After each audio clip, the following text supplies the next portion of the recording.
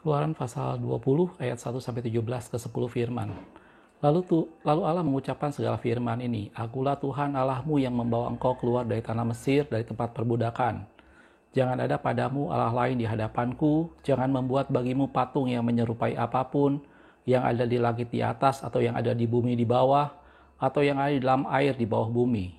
Ayat yang kelima, jangan sujud menyembahnya atau beribadah kepadanya, sebab aku Tuhan Allahmu adalah Allah yang cemburu, yang membalaskan kesalahan bapa kepada anak-anaknya, kepada keturunan yang ketiga dan keempat dari orang-orang yang membenci aku.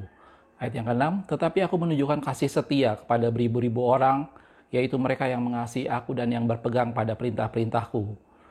Ayat yang ketujuh, jangan menyebut nama Tuhan Allahmu dengan sembarangan, sebab Tuhan akan memandang bersalah orang yang menyebut namanya dengan sembarangan. Ingatlah dan kuduskanlah hari Sabat. 6 hari lamanya engkau akan bekerja dan melakukan segala pekerjaanmu, tetapi hari yang ketujuh adalah hari Sabat Tuhan Allahmu. Maka jangan melakukan suatu pekerjaan, engkau ataupun anakmu laki-laki, atau anakmu perempuan, atau hambamu laki-laki, atau hambamu perempuan, atau hewanmu, atau orang asing di tempat kediamanmu. Ayat 11.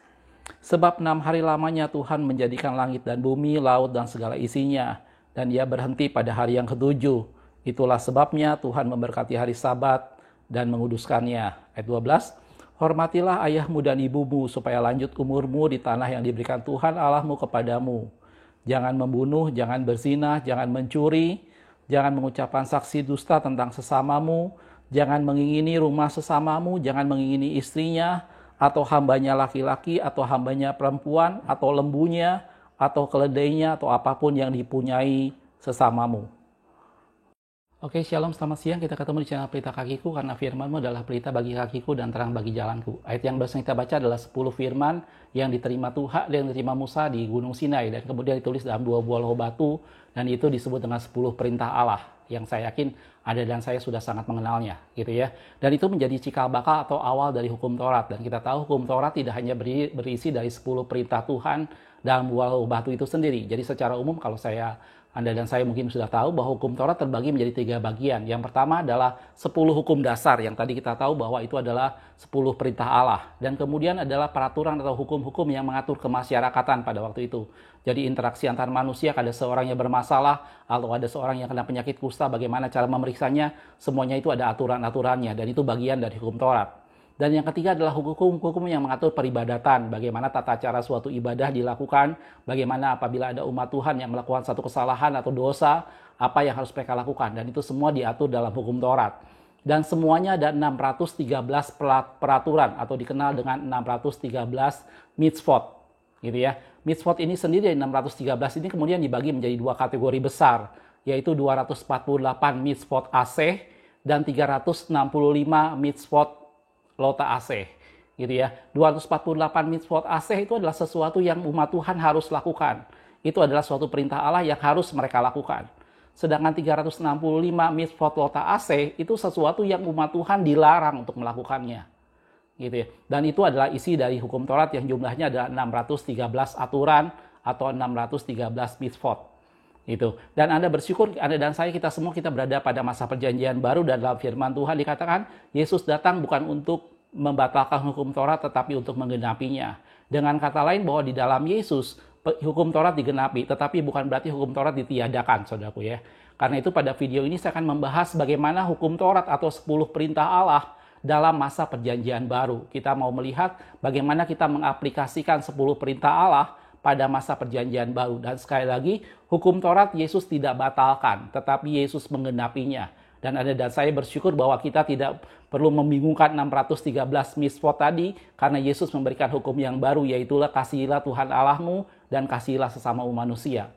Gitu ya. Kita akan lihat 10 perintah Allah atau 10 hukum dasar ini, kita akan lihat bagaimana penerapannya pada masa perjanjian baru. Gitu ya. Kita lihat dulu beberapa ayat dalam firman Tuhan. Dalam Matius 5 ayat 17 dikatakan, janganlah kamu menyangka bahwa aku datang untuk meniadakan hukum Taurat. Sekali lagi Yesus berkata bahwa dia datang tidak untuk meniadakan hukum Taurat. Atau kitab para nabi, aku datang bukan untuk meniadakannya. Sekali lagi Yesus menegaskan bahwa dia datang bukan untuk meniadakan hukum Taurat, melainkan untuk menggenapinya. Jadi hukum Taurat bukan menjadi sesuatu yang kadaluarsa, bukan menjadi sesuatu yang kemudian hilang. Tetapi hukum Taurat digenapi di dalam Kristus. Kalau Anda baca dalam suratan Paulus, Paulus menggambarkan bahwa hukum Taurat itu menjadi penuntun kepada Kristus. Dan setelah kita menemukan Kristus, maka kita tidak memerlukan lagi penuntun itu. Penuntun itu sudah digenapi di dalam pribadi Kristus. Gitu ya. Dalam Roma 7 ayat yang ke-7 dikatakan, jika demikian, apakah yang hendak kami katakan? Apakah hukum Taurat itu dosa? Sekali-sekali tidak. Hukum Taurat bukan sesuatu yang dosa. Bahkan dalam firman Tuhan dikatakan akibat ada hukum Taurat, maka orang mengenal dosa. Gitu ya. Sebaliknya, justru oleh hukum Taurat aku telah mengenal dosa. Karena aku juga tidak tahu apa itu keinginan. Kalau hukum Taurat tidak mengatakan jangan mengingininya. Kemudian beberapa ayat di bawahnya di Roma 7 ayat 12. Jadi hukum Taurat adalah kudus. Dan perintah itu juga adalah kudus, benar, dan baik. Jadi kita bersyukur ada dasar kita berada pada masa perjanjian baru di mana hukum Taurat digenapi pada pribadi Yesus. Tetapi bukan berarti kita mengabaikan hukum Taurat begitu saja, bukan berarti kita tidak membodohkan hukum Taurat karena itu menjadi sesuatu perintah yang kudus yang datang dari Tuhan. Pada video ini saya akan membahas mengenai 10 perintah Allah yang adalah dasar dari hukum Taurat dan kita lihat bagaimana penerapannya pada masa perjanjian baru. Gitu ya. Yang pertama, hukum yang pertama dalam firman Tuhan tadi dikatakan jangan ada padamu Allah lain di hadapanku. Gitu ya. Itu hukum yang pertama kalau Anda lihat tadi ayatnya di ayat yang ketiga di Keluaran 20 tadi. Gitu ya. Mungkin pada masa perjanjian lama orang banyak membuat sesuatu di mana mereka menyembah kemudian membuat patung tuangan dan segala macam sehingga Allah menegur mereka untuk jangan ada padamu Allah lain di hadapanku. Gitu ya. Tentunya pada masa perjanjian baru Anda dan saya tidak melakukan hal seperti itu. Tetapi sekali lagi bukan berarti bahwa yang dimaksud di sini bahwa Anda dan saya tidak mungkin mempunyai Allah lain. Justru kita tetap harus berjaga-jaga. Jangan sampai ada Allah lain di hadapan hadirat Tuhan. Allah lain pada masa perjanjian baru menjadi sesuatu hal yang sangat kompleks dan bervariasi. Orang bisa menyembah kepada kekayaannya dan segala macam. Gitu ya. Dan dimaksudkan dalam firman Tuhan di sini adalah bagaimana seseorang yang tidak boleh menempatkan hal yang lain dalam hatinya untuk disembah, untuk dipuja selain dari pribadi Allah. Gitu ya. Dalam perjanjian baru kita sering mengenal istilah mendua hati atau bercabang hati. Gitu. Kalau kita lihat dalam Matius 6 ayat 24 dikatakan tidak ada seorang pun yang dapat mengabdi kepada dua tuan. Jelas dalam firman Tuhan Anda dan saya, kita tidak ada seorang pun di antara kita yang bisa mengabdi kepada dua tuan. Kita harus memilih kepada siapa kita harus mengabdi. Dan Yesus firman Tuhan berkata bahwa jangan ada padamu Allah lain di hadapan hadiratku. Gitu ya. Karena jika demikian, dia akan membenci yang seorang dan mengasihi yang lain. Ia akan setia kepada yang seorang dan tidak mengindahkan yang lain. Kamu tidak dapat mengabdi kepada Allah dan kepada Mamon. Gitu ya. Jadi Anda dan saya jaga supaya tidak ada Allah lain di hadapan hadirat Tuhan. Tidak ada sesuatu yang lain yang kita sembah selain daripada Allah. Gitu ya. Dalam 1 Raja-Raja 18 ayat 21, waktu itu Elia berkata kepada banyak umat pada orang Israel pada waktu itu, lalu Elia mendekati seluruh rakyat itu dan berkata, berapa lama lagi kamu berlaku timpang dan bercabang hati? Dan ini yang dimaksudkan dengan perintah Allah yang pertama, jangan ada padamu Allah lain di hadapan hadiratku. Allah tidak menghendaki kita bercabang hati atau kita beribadah kepada dua tuan. Gitu ya. Kalau Tuhan itu Allah, ikutlah dia, kata Elia. Lanjutannya, dan kalau Baal, ikutlah dia. Tetapi rakyat tidak menjawab sepatah kata pun. Waktu itu Elia menegur orang Israel untuk memilih kepada siapa mereka mau beribadah. Dan mereka tidak boleh bercabang hati. Gitu ya. Dalam Yakobus 1 ayat yang ke-8 dikatakan, sebab orang yang mendua hati tidak akan tenang dalam hidupnya. Itu dalam perjanjian baru, jangan ada padamu Allah lain di hadapan hadiratku, supaya Anda dan saya tidak mendua hati. Pastikan bahwa hati kita terpaut sepenuhnya kepada Tuhan. Gitu ya. Perintah yang kedua adalah jangan membuat patung dan kemudian sujud menyembahnya. Gitu ya. Tentunya ini sekali lagi bahwa perbedaan perintah yang pertama dengan perintah yang kedua adalah kalau perintah pertama berbicara soal bagaimana hati kita menempatkan Allah lain, kalau perintah yang kedua bagaimana kita merealisasikannya dengan cara membuat patung dan kemudian sujud menyembahnya. Gitu ya. Jadi perintah yang kedua lebih berbicara soal sesuatu tindakan nyata. Bagaimana kita menempatkan Allah lain dan kita membuatnya menjadi sebuah patung dan kemudian kita menyembahnya.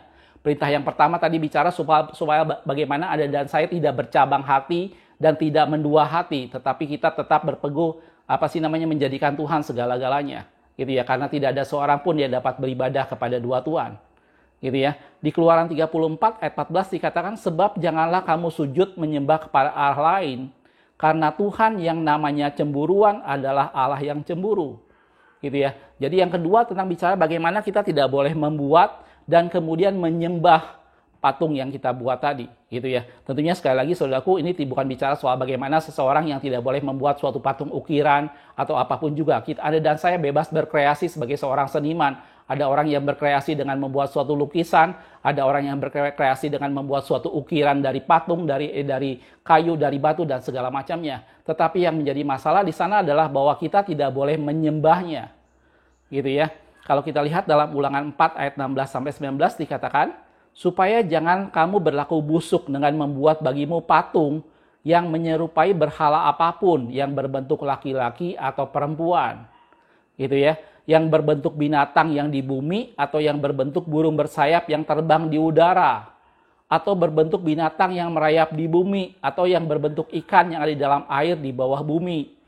Dan juga jangan engkau mengarahkan matamu ke langit, sehingga apabila engkau melihat matahari, bulan, dan bintang, segenap tentara langit, engkau disesatkan untuk sujud, menyembah, dan beribadah sekaliannya itu, yang justru diberikan Tuhan Allahmu kepada segala bangsa di seluruh kolong langit sebagai bagian mereka, gitu ya. Dan ini bukan menjadi sesuatu di mana Anda dan saya tidak boleh mempunyai suatu boneka atau tidak boleh mempunyai suatu mainan tertentu yang menyerupai sebuah binatang tertentu, bukan itu maksudnya.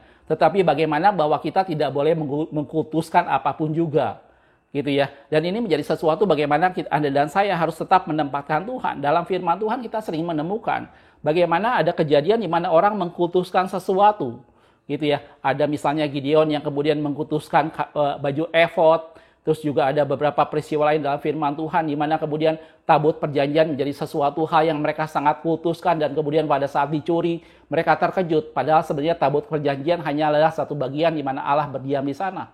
Tetapi kehadiran Allah yang sesungguhnya adalah Allah yang di surga yang memerintah di atas segala sesuatu.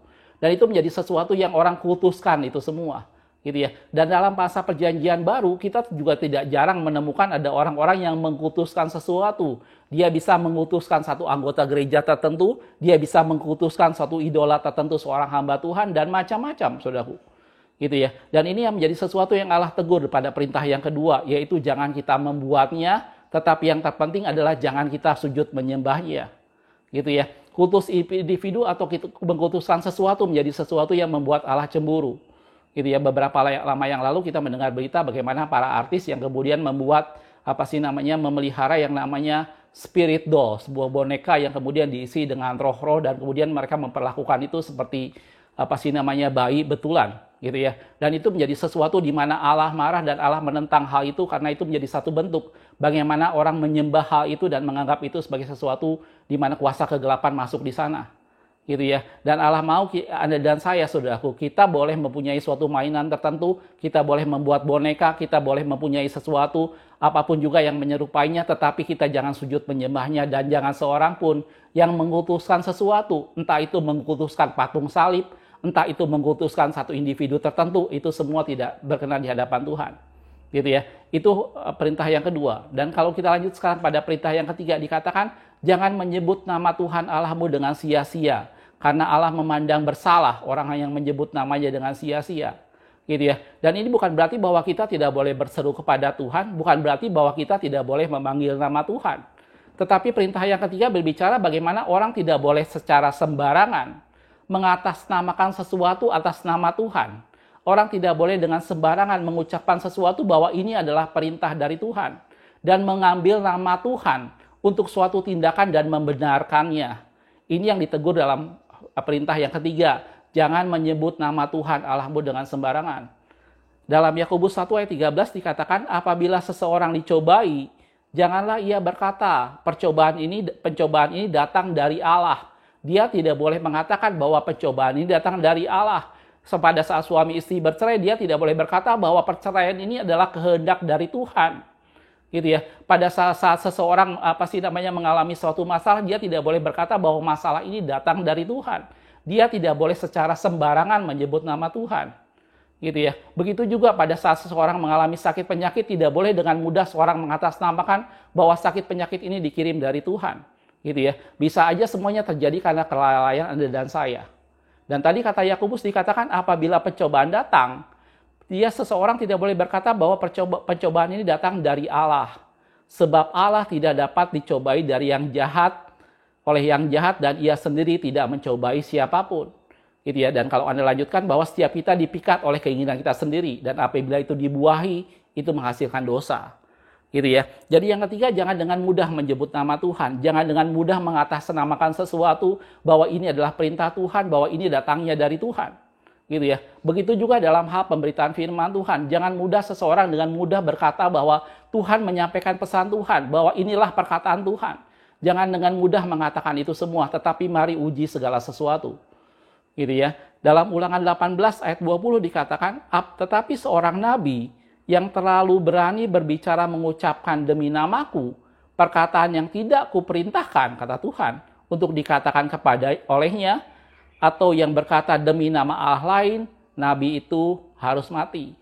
Gitu ya. Dan ini menjadi sesuatu di mana kita harus menjaga perkataan bibir kita. Kita tidak boleh dengan sembarangan berkata bahwa ini pesan dari Tuhan. Kita tidak boleh berkata dengan sembarangan bahwa masalah yang saya hadapi itu karena datang dari Tuhan. Kita harus belajar mengkoreksi diri. Siapa tahu semuanya memang datang karena kelalaian kita sendiri, karena kecerobohan kita sendiri, karena kebodohan kita sendiri. Kita tidak boleh juga berkata dengan sembarangan bahwa Allah menghendaki supaya saya bercerai. Itu menjadi sesuatu hal yang salah. Atau misalnya ada seorang yang berkata bahwa pada saat dia bertemu dengan seseorang yang menggoda dia, dan dia berkata bahwa inilah orang yang Tuhan kirim. Gitu ya. Dan itu semua menggambarkan bahwa Anda dan saya tidak boleh dengan sembarangan menyebut nama Tuhan. Jelas, saudaraku? Perintah yang keempat, kalau kita lanjutkan dalam firman Tuhan, perintah yang keempat adalah kuduskanlah hari Sabat. Dan di sini bicara bagaimana 6 hari kamu sudah bekerja dan pada hari ke-7 kamu beristirahat. Gitu ya. Kalau kita bicara pada masa perjanjian baru, tentunya hari Sabat di sini saya pernah bahas salah satu video, dalam maksud di sana adalah hari yang ke-7, yaitu hari Sabtu. Tetapi bukan berarti bahwa hari Sabat di sini menjadi sesuatu di mana hari Sabtu kita tidak melakukan apapun juga, karena Kristus adalah Tuhan atas hari Sabat. Tetapi dalam perintah yang keempat dikatakan supaya kita menguduskan hari Sabat, artinya umat Tuhan diajar bahwa di tengah segala kesibukan, di tengah segala apapun yang dia lakukan, dia harus meluangkan waktu dan menyediakan waktu bagi Tuhan. Itulah yang dimaksudkan dengan bagaimana Anda dan saya menguduskan hari Sabat. Gitu ya. Bukan berarti ada satu hari yang kita tentukan di mana kita bermalas-malasan dan tidak melakukan apapun juga. Tetapi mari dalam setiap aktivitas yang kita lakukan, ingat dan selalu libatkan Tuhan dan berikan waktu kita untuk mulai mencari Tuhan. Gitu ya. Di video terakhir saya membahas tentang hal mencari Tuhan, dan itu menjadi sesuatu di mana itu butuh effort Anda dan saya. Gitu ya. Dan itulah yang membuat pada saat kita datang mendekat pada Tuhan, maka Tuhan mendekat pada kita. Dan untuk datang mendekat pada Tuhan itu butuh effort dari kita, butuh kemauan dari kita, dan butuh waktu yang kita akan serahkan kepada Tuhan. Dan itulah digambarkan seperti Anda dan saya menguduskan hari Sabat. Di tengah segala kesibukan dan di tengah apapun juga, mari luangkan waktu untuk mencari Tuhan. Gitu ya. Dalam Yesaya 58 ayat yang ke-13 dikatakan, apabila engkau tidak menginjak-injak hukum Sabat dan tidak melakukan urusanmu pada hari kudusmu, apabila engkau menyebut hari Sabat hari kenikmatan, menjadi sesuatu di mana orang menikmati hari menyembah Tuhan, dan hari kudus Tuhan hari yang mulia, apabila engkau menghormatinya dengan tidak menjalankan segala acaramu dan tidak mengurus urusanmu atau berkata omong kosong. Gitu ya. Jadi menguduskan hari Sabat bicara bagaimana Anda dan saya di tengah segala kesibukan Anda dan saya, mari luangkan waktu untuk mencari Tuhan. Mari prioritaskan waktu untuk Tuhan. Gitu ya. Ada orang yang pagi hari menyembah Tuhan, silakan lakukan dengan setia. Ada orang yang melakukan pada malam hari sebelum dia tidur datang menyembah Tuhan, dia bersekutu bersama dengan keluarga, dia membaca firman Tuhan. Dan mari lakukan itu dengan setia, dengan hati yang sepenuhnya kepada Tuhan. Dan itulah seperti Anda dan saya menguduskan hari Sabat. Gitu ya. Bukan berarti ada satu hari di mana kita tidak melakukan apapun juga, karena Kristus sudah mengenapinya dan dia adalah Tuhan atas hari Sabat. Gitu ya. Mari Anda dan saya kita kuduskan hari Sabat, mari Anda dan saya luangkan waktu untuk mencari Tuhan. Gitu ya. Dan Allah mau dia mencari orang-orang yang mencari Allah, kata firman Tuhan. Gitu ya. Itu perintah yang keempat, saudaraku. Saya lanjut perintah yang kelima. Dalam firman Tuhan dikatakan, hormatilah ayah dan ibumu, supaya lanjut umurmu di tanah yang diberikan Tuhan kepadamu. Gitu ya. Kalau kita bicara hormati ayah dan ibumu, tentunya Anda dan saya, tidak ada seorang pun di antara Anda dan saya yang secara pribadi yang normal, tentunya Anda dan saya pasti akan menghormati ayah dan ibunya. Betul, saudaraku? Tidak ada seorang pun di antara kita semua, sementara kita masih berpikir dan punya mentalitas normal, kita pasti otomatis akan menghormati ayah dan ibu. Sehingga bukan berarti bahwa ini menjadi sesuatu di mana kita tidak usah bicarakan lagi. Tetapi yang Yesus maksudkan pada saat orang berkata-kata, orang bertanya pada Yesus, lihat saudaramu dan ibumu menunggu di luar. Yesus menggambarkan bahwa yang dimaksud dengan ibu dan saudara-saudaranya, kita akan lihat di dalam Matius 12 ayat 48 sampai 50. Dikatakan seperti ini, tetapi jawab Yesus kepada orang menyampaikan berita itu kepadanya, siapakah ibuku dan siapakah saudara-saudaraku? Lalu katanya sambil menunjuk ke arah murid-muridnya, inilah ibuku dan inilah saudara-saudaraku. Yesus bicara soal ayah, ibu, atau saudara bukan semata-mata soal hubungan darah. Tetapi Yesus bicara soal bagaimana kita semua menjadi satu keluarga di hadapan Tuhan. Gitu ya. Setiap orang percaya diikat menjadi satu dan kita adalah saudara di dalam Kristus. Dan itu bicara soal saudara-saudara, itu bicara soal ayah, itu bicara soal ibu. Dan itulah yang harus kita hormati. Gitu ya. Setiap manusia yang normal, saya sudah bilang tadi, pasti kita akan menghormati ayah dan ibu. Tetapi Yesus mengajar kita untuk menghormati setiap orang. Gitu ya. Bahwa waktu Yesus mengabarkan bahwa inilah ayahku dan ibuku, inilah ibuku dan saudara-saudaraku pada saat dia melihat murid-muridnya. Lanjutannya, sebab siapapun yang melakukan kehendak Bapakku di surga, dialah saudaraku laki-laki, dialah saudaraku perempuan, dialah ibuku. Jelas aku? Dan ini menjadi sesuatu bagaimana Anda dan saya, kita harus belajar saling mendahulukan satu dengan yang lainnya. Gitu ya. Tidak usah ada seorang yang merasa bahwa harus lebih dari yang lain sehingga kita harus dihormati. Mari kita saling menghormati satu dengan yang lain dan menganggap yang lain lebih utama dari kita sendiri, kata firman Tuhan. Gitu ya. Dan itu yang diajarkan pada perintah yang kelima. Gitu ya. Dan ini menjadi sesuatu bagaimana menghormati ayah ibu, bukan berarti bahwa kita hanya menghormati ayah dan ibu kita secara lahiriah. Itu pasti kita semua akan lakukan secara normal. Menghormati ayah dan ibu secara lahiriah itu Anda dan saya pasti akan lakukan. Tetapi bagaimana kita menghormati setiap orang, bagaimana kita saling menghormati sesama tubuh Kristus, dan bagaimana kita saling merendahkan diri di hadapan satu dengan yang lain dan menganggap orang lain lebih utama dari diri kita sendiri. Dan itulah yang dimaksud dalam firman Tuhan ini. Gitu ya. Kalau kita lihat dalam Yohanes 5 ayat 44 dikatakan, bagaimana kamu dapat percaya, kamu yang menerima hormat seorang dari yang lain, dan tidak mencari hormat yang datang dari Allah yang Esa. Gitu ya. Tidak perlu ada seorang yang merasa bahwa saya perlu dihormati, tetapi mari kita memulai untuk menghormati orang lain. Gitu ya. Siapapun juga kita saling menghormati. Bukan berarti kita hanya menghormati pemimpin, tapi kita juga harus menghormati bawahan. Kita juga harus menghormati rekan sekerja kita. Dan semua yang melakukan kehendak Allah dalam firman Tuhan katakan, dia adalah saudaraku laki-laki, dia adalah saudaraku perempuan, dan dia adalah ibuku, dan dia adalah ayahku. Dan mari kita menghormati ayah dan ibu, kata firman Tuhan. Jelas, saudaraku? Dalam Roma 12 ayat yang 10 dikatakan, hendaklah kamu saling mengasihi sebagai saudara, dan saling mendahului dalam memberi hormat. Jelas aku? Dan ini menjadi satu pola di mana kehidupan umat Tuhan, di mana kita satu dengan yang lain, saling merendahkan diri dan menganggap orang lain lebih utama dari dirinya sendiri. Pada saat Yesus memperhadapkan seorang anak kecil, Yesus berkata bahwa barang siapa menyambut aku seperti anak kecil ini, maka dia menjadi yang terbesar dalam kerajaan surga. Barang siapa merendahkan diri, maka dia akan ditinggikan. Dan itulah yang dimaksud dalam firman Tuhan, hormatilah ayah dan ibu. Jelas, saudaraku? Masuk dalam hukum yang ke-6 dikatakan jangan membunuh, gitu ya. Tentunya kalau kita bicara jangan membunuh dalam masa perjanjian lama, ini bicara soal bagaimana orang membunuh secara fisik, gitu ya. Tetapi pada masa-masa perjanjian baru, kalau kita bilang jangan membunuh secara fisik, itu harusnya tertulis dalam hukum pidana. Bagaimana seorang yang membunuh secara fisik dia akan berhubungan dengan kepolisian, dia akan berhubungan dengan hukum.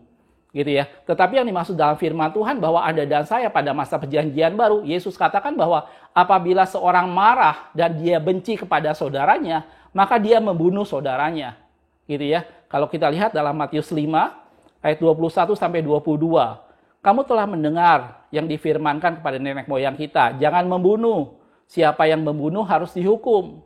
Tetapi aku berkata kepadamu, setiap orang yang marah terhadap saudaranya harus dihukum. Gitu ya. Jadi tindakan marah di mata Kristus terhadap saudaranya itu menjadi sesuatu yang sama seperti orang membunuh. Dan konsekuensinya dia harus dihukum. Gitu ya. Siapa yang berkata kepada saudaranya kafir, harus dihadapkan ke mahkamah agama, dan siapa berkata jahil, harus diserahkan ke dalam neraka yang menyala-nyala. Dan lanjutannya kalau kita lihat dalam firman Tuhan, Yesus berkata bahwa apabila kamu sedang mempersembahkan sesuatu, kemudian kamu teringat sesuatu akan saudaramu, tinggalkan persembahan itu dan berdamai terlebih dahulu dengan saudaramu. Perselisihan atau suatu kemarahan itu menjadi sesuatu di mana seorang bisa membunuh orang lain dengan perkataannya. Dan itulah yang dalam firman Tuhan dikatakan jangan membunuh. Saudaraku, mari kita jaga supaya sebisa mungkin kita berdamai dengan semua orang dan jangan kita marah, gitu ya. Karena kemarahan mendatangkan suatu dosa. Gitu ya, biarlah sebelum matahari terbenam, amarah kita semua sudah reda, gitu ya. Pada saat kita marah, jangan sampai kita berbuat dosa, kata firman Tuhan. Karena kemarahan pertikaian itu bisa membuat sesuatu di mata Tuhan, bahwa seorang yang marah dengan saudaranya, berarti dia membunuh saudaranya. Jelas, saudaraku? Perintah yang ketujuh dalam firman Tuhan dikatakan jangan berzinah, gitu ya. Dan kita tahu dalam firman Tuhan, apabila Yesus berkata bahwa apabila kamu melihat seseorang dan mengingini dia sudah berzina dalam hati. Kalau kita lihat dalam Matius 5 ayat 27-28 dikatakan, kamu telah mendengar firman, jangan berzina. Tetapi aku berkata kepadamu, setiap orang yang memandang perempuan serta mengingininya, sudah berzinah dengan dia di dalam hatinya. Gitu ya. Kalau kita bicara dalam hukum yang ketujuh tentang jangan berzinah, Yesus berbicara tentang sesuatu yang lebih dalam. Bagaimana seseorang bisa berzinah dalam pikirannya, di mana seseorang bisa berzinah dengan matanya, di mana seseorang bisa berzinah dengan perasaannya apabila dia melihat seorang perempuan dan kemudian dia mengingininya. Dalam firman Tuhan dikatakan dia sudah berzinah. Dan berzinah ini bicara soal sesuatu hal yang najis. Dan Yesus berbicara bagaimana Anda dan saya, kita tidak bisa hidup dalam kenajisan. Gitu ya. Darah Yesus menguduskan Anda dan saya, supaya kita yang najis menjadi kudus dan darahnya menguduskan Anda dan saya. Perintah yang ketujuh bicara soal Anda dan saya bagaimana kita hidup kudus. Sebab tanpa kekudusan tidak ada seorang pun yang bisa melihat Allah. Gitu ya. Dan ini menjadi sesuatu yang penting bagaimana Anda dan saya perlu menjaga kekudusan. Kekudusan dalam pandangan mata kita, kekudusan dalam pikiran kita, kekudusan dalam perkataan kita, kekudusan dalam hati kita dan niat hati kita. Gitu ya. Dan itu yang Yesus tegur dalam masa perjanjian lama pada hukum Taurat, jangan berzinah supaya Anda dan saya menjaga kekudusan. Gitu ya. Di perintah yang ke-8 dikatakan jangan mencuri. Gitu ya. Dan sekali lagi saya sudah bilang tadi, kalau kita bicara soal mencuri secara lahiriah, tentunya kita akan berhadapan dengan hukum. Gitu ya. Karena hukum pasti akan menangkap, memproses orang yang melakukan tindakan pencurian. Tetapi pada masa perjanjian baru, kalau kita bicara soal mencuri, maka kita bicara soal sesuatu bagaimana orang mengambil yang bukan menjadi haknya. Gitu ya. Seseorang harus mengerti bahwa setiap orang itu mendapatkan sesuatu sesuai dengan kasih karunia Tuhan. Dan kita tidak bisa memaksa atau kita tidak bisa mengambil sesuatu yang bukan haknya. Bahkan Yohanes Pembaptis pernah berkata bahwa tidak ada seorang pun yang dapat mengambil sesuatu bagi dirinya jika tidak dikaruniakan dari atas. Gitu ya. Kita akan lihat ayatnya di dalam Yohanes 3 ayat 27. Firman Tuhan katakan, jawab Yohanes, tidak ada seorang pun yang dapat mengambil sesuatu bagi dirinya kalau tidak dikaruniakan kepadanya dari surga. Gitu ya. Apa yang ada pada Anda semua, Anda dan saya kita miliki saat ini, itu adalah anugerah yang daripada Tuhan. Gitu ya. Dan kita tidak perlu mencuri sesuatu yang bukan hak kita. Kita tidak perlu mencuri kemuliaan, kita tidak perlu mencuri puji-pujian dari orang lain, kita tidak perlu mencuri apapun juga karena semuanya dikaruniakan dari atas. Itulah yang menjadi hak kita. Dan tidak ada seorang pun yang dapat mengambil sesuatu bagi dirinya jika tidak dikaruniakan dari surga. Gitu ya. Percayalah bahwa Anda dan saya, Tuhan sediakan sesuatu yang spesial buat kita semua. Gitu ya. Kalau kita lihat dalam firman Tuhan, dalam Ibrani 5 ayat yang keempat dikatakan, dan tidak seorang pun yang mengambil kehormatan itu bagi dirinya sendiri. Gitu ya. Saya pernah bahas salah satu video tentang promosi yang dari Tuhan. Bahwa promosi yang dari Tuhan adalah membawa kita menjadi umat yang ternama, terpuji, dan terhormat. Dan itu menjadi sesuatu yang kasih karunia Tuhan yang Tuhan berikan buat Anda dan saya. Dan tidak perlu kita mencurinya dari manapun juga. Tidak perlu kita mencuri kehormatan, tidak perlu kita mencuri suatu pujian, tidak perlu kita mencuri suatu kemuliaan. Dan percayalah bahwa kalau kita berhak menerimanya, semuanya akan dikaruniakan kepada Anda dan saya. Gitu ya. Dan lanjutannya, tetapi dipanggil untuk itu oleh Allah seperti yang telah terjadi dengan Harun. Dan itu salah satu bentuk dalam firman Tuhan, bagaimana pada waktu itu Harun meragukan kepemimpinan Musa dan dia ingin mencuri kepemimpinan. Tetapi itu semua datangnya dari Tuhan dan Tuhan yang memilih Musa. Gitu ya. Itu yang ke-8 tentang hal mencuri. Dan yang ke-9 bicara jangan kamu bersaksi dusta. Gitu ya. Dan saksi dusta ini bicara bahwa bukan semata-mata soal bagaimana seorang mengucapkan hal yang tidak benar terhadap saudaranya atau menuduh saudaranya. Tetapi tentunya di sini berbicara juga bagaimana seorang harus menjaga perkataannya. Gitu ya. Dalam Yakobus 3 ayat 10 sampai 12 dikatakan, dari mulut yang satu keluar berkat dan kutuk. Hal ini saudara-saudara tidak boleh terjadi demikian. Gitu ya. Tidak mungkin dari mulut yang sama keluar berkat dan kutuk. Mari jaga perkataan Anda dan saya. Gitu ya. Apabila ada seorang berkata-kata, baiklah dia berkata-kata sebagai orang yang menyampaikan firman Tuhan, kata Tuhan. Gitu ya. Adakah sumber memancarkan air tawar dan air pahit dari mata air yang sama? Tentunya ini sesuatu yang tidak bisa terjadi. Gitu ya. Saudara-saudaraku, adakah pohon ara dapat menghasilkan pohon zaitun? Dan adakah pohon anggur dapat menghasilkan pohon ara? Demikian juga mata air asin tidak dapat mengeluarkan air tawar. Jelas aku? Jadi jangan Anda bersaksi dusta. Ini kita bicara soal bagaimana Anda dan saya menguduskan setiap perkataan kita. Mari menjaga apa yang kita katakan. Tidak mungkin seorang dari mulut yang sama keluar air asin dan keluar air tawar. Tidak mungkin dari sumber yang sama keluar perkataan berkat dan kutuk. Gitu ya. Dan perintah yang terakhir adalah jangan mengingini apa yang dimiliki oleh saudaramu. Jangan mengingini hartanya, jangan mengingini pakaiannya, jangan mengingini rumahnya, jangan mengingini apapun yang dimiliki oleh saudaramu. Dan ini bicara soal bagaimana kita belajar bersyukur dengan apa yang ada pada kita. Gitu ya. Ada sebuah quote yang menarik yang saya baca di salah satu tempat dikatakan, menjadi sesuatu hal yang bagus apabila Anda dan saya itu mendapatkan apa yang kita inginkan. Gitu ya. Pada saat kita menginginkan sesuatu, kita bisa mendapatkan apa yang kita inginkan. Itu menjadi sesuatu hal yang bagus. Tetapi ada hal yang lebih bagus dari itu apabila kita menginginkan apa yang kita dapatkan. Kita belajar bersyukur bahwa apa yang kita dapatkan inilah yang selama ini kita inginkan. Kita tidak hanya sekedar mendapatkan sesuatu yang kita inginkan, tapi kita belajar menginginkan sesuatu yang sudah kita dapatkan. Apa yang Anda dan saya dapatkan, kita belajar menjadi sesuatu yang inilah yang kita inginkan dan kita bersyukur dengan itu semua.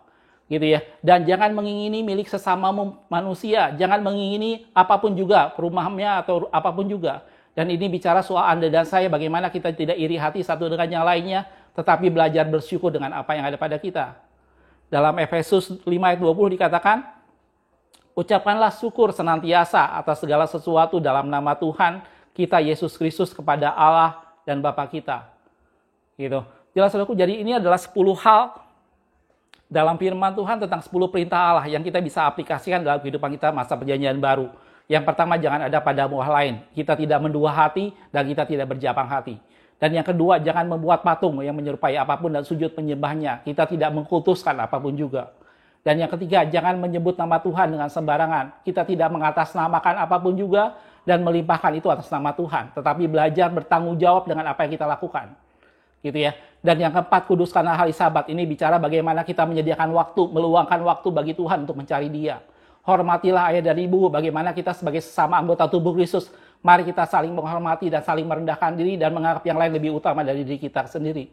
Yang kelima, jangan membunuh, bicara jangan sampai ada pertikaian, ada kemarahan, karena itu semua membawa suatu kematian bagi orang lain. Jangan berzina, bagaimana Anda dan saya menjaga kekudusan, karena tanpa kekudusan tidak ada seorang pun yang bisa melihat Allah. Jangan mencuri, bagaimana kita tidak mengambil yang bukan menjadi hak kita, karena tidak ada seorang pun yang dapat mengambil sesuatu bagi dirinya, jika tidak dikurniakan dari sorga. Yang kedelapan, jangan mencuri. Tadi saya sudah jelaskan. Yang kesembilan, bersaksi dusta. Mari jaga setiap perkataan kita. Gitu ya. Jangan mengatakan sesuatu yang tidak benar, karena tidak mungkin satu sumber yang sama mengalirkan air asin dan dengan air tawar. Gitu ya. Dan yang ke-10, jangan mengingininya. Mari kita belajar untuk tidak iri hati. Mari kita belajar untuk bersyukur dengan apa yang ada pada Anda dan saya. Kita semua Tuhan karuniakan segala sesuatu yang spesial buat Anda dan saya, tetapi bagian kita mari kita tetap bersyukur pada Tuhan. Gitu ya. Tidak usah melihat orang lain dan kemudian mengingininya, tidak usah iri dengan apa yang dimiliki orang lain, tetapi bersyukur bahwa Anda dan saya, kita semua memiliki sesuatu yang istimewa yang Tuhan berikan buat kita semua. Dan itu adalah 10 perintah Tuhan yang mendasari dasar hukum Taurat yang digenapi dalam pribadi Yesus. Dan itu semua digenapi dalam 2 hukum yang utama. Bagaimana kita mengasihi Tuhan dengan segenap hati dan bagaimana kita mengasihi sesama kita manusia. Jelas, saudaraku?